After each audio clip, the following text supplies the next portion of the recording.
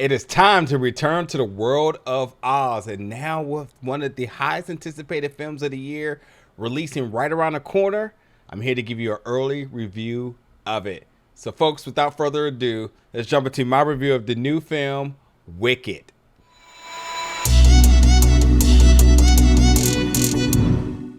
What's up, everybody? Welcome back to the channel today for another review. And today we're going to be reviewing the new film, Wicked, coming to theaters November 22nd.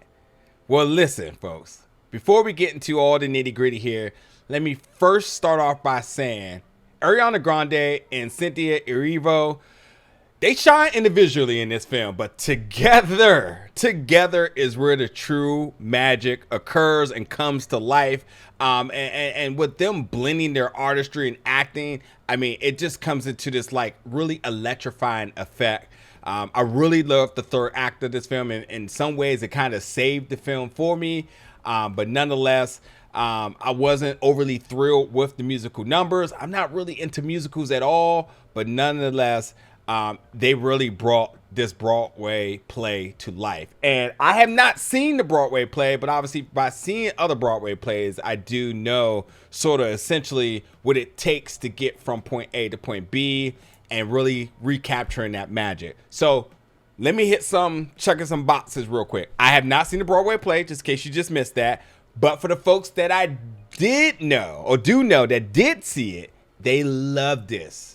They love this. They love this. They love this. They said this was fantastic.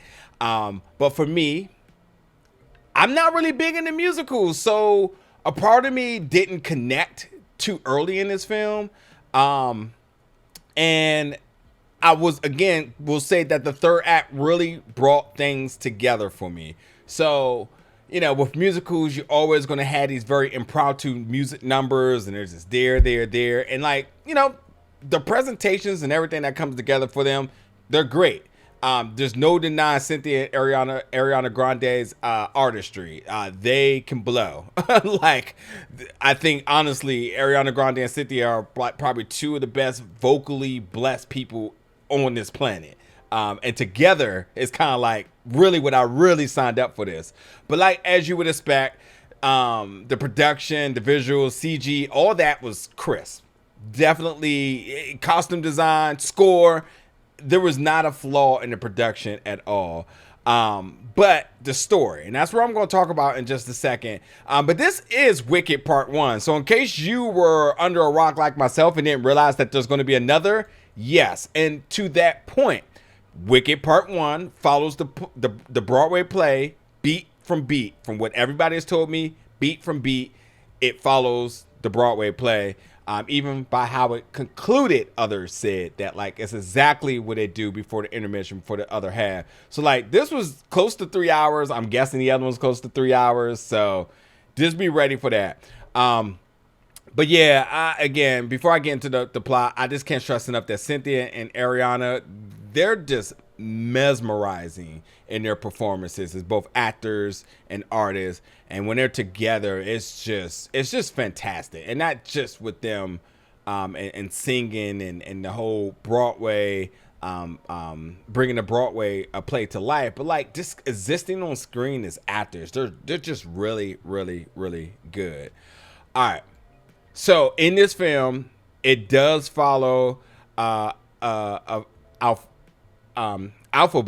who is misunderstood because of the color of her skin. So we follow her as a child, I mean, all the way before birth, when she's conceived, all the way to college, and we just see her facing so much adversity in so many different directions, with prejudice because of her skin, just whatever way. And honestly, you know, I can't wait to really talk about this, but like all of the prejudice that she's faced, just any ways they can include her. So like when folks really look at this, they say like, you know, you have a black woman playing this green skinned character. What are your thoughts about that? And my instant thoughts is like, first of all, Cynthia is the perfect casting for this.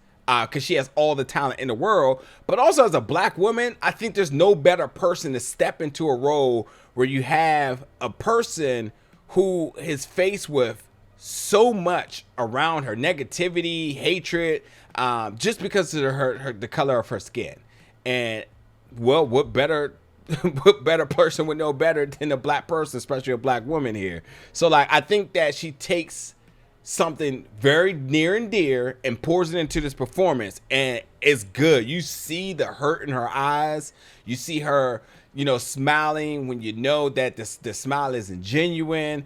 You just see her work through all these different moments of adversity just for her to want to attend college and to have friends, So it definitely is, as y'all would say, it's a woke film because it definitely talks about prejudice, racism, colorism, all of that. Yeah, and all she wants to do is fight for inclusion and diversity, even, and not just for her, but for the animals. And because animals in this film are qualified beings who are professors, who have a voice, and they're looking to take that away, which is a really, really deep topic when you really realize like the messages that is implied with this part of the story.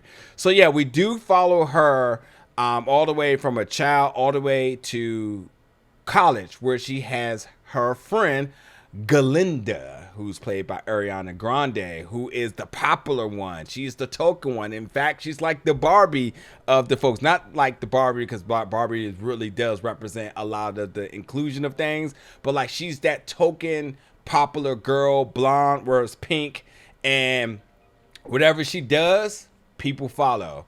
So these are polar opposites here, but they are friends, but it's in a way that for me, it's a very dicey relationship. This has nothing to do with the performances here, but like under no circumstance do you ever, for me, you never really truly buy into their friendship, because with Galinda, I mean, I think she's an opportunist. She wants to ensure that she always is at the top, or she's the most popular. It's always around her.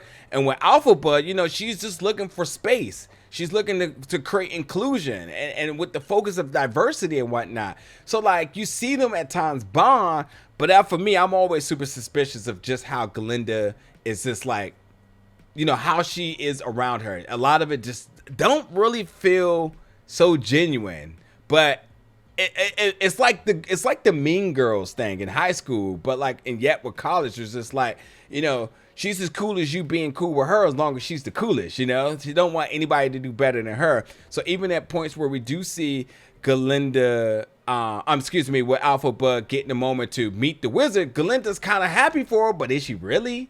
So there's a lot of that kind of going on in the film. And really quickly, let's talk about some other folks, because you have Jeff Goldblum, who's the wizard, Michelle Yeoh, who's Madame